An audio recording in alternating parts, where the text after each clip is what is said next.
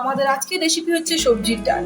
আমি সবজির ডাল বানাবার জন্য গ্যাসে কড়া বসিয়ে দিয়েছি। দিয়ে দিচ্ছি 2 চামচ মতো রিফাইন তেল।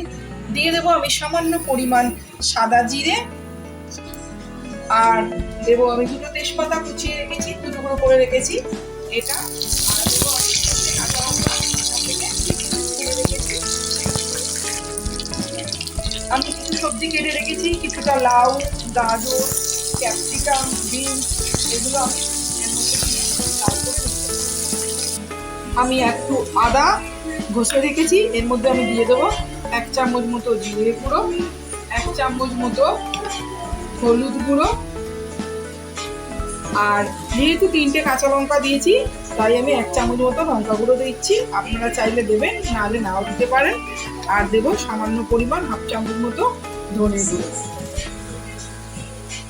আর এর মধ্যে একটু জল দিয়ে ভালো করে মশলাটা মিক্স করে নেব। সবজিটা আমার হালকা ভাজা হয়েছে, আমি এর মধ্যে দিয়ে দেবো 4 চামচ মতো লবণ। আপনারা আপনাদের আন্দাজ বুঝে দেবেন।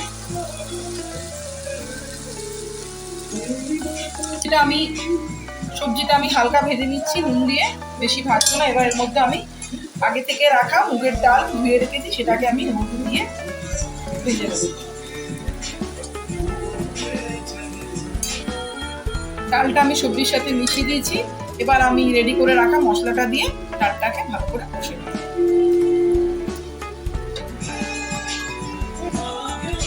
মশলা ভালো করে মিক্স করা হয়ে গেছে আমার সবজি ডালের সাথে। এবার আমি এটাকে কুকারে দিয়ে দেবো। 2 গ্লাস জল দিয়ে কুকারেটা সিদ্ধর জন্য বসিয়ে দেবো। ডালটা আমার হয়ে গেছে।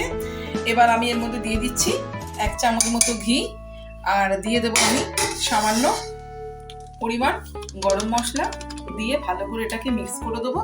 তৈরি হয়ে গেল আমার সবজি ডাল।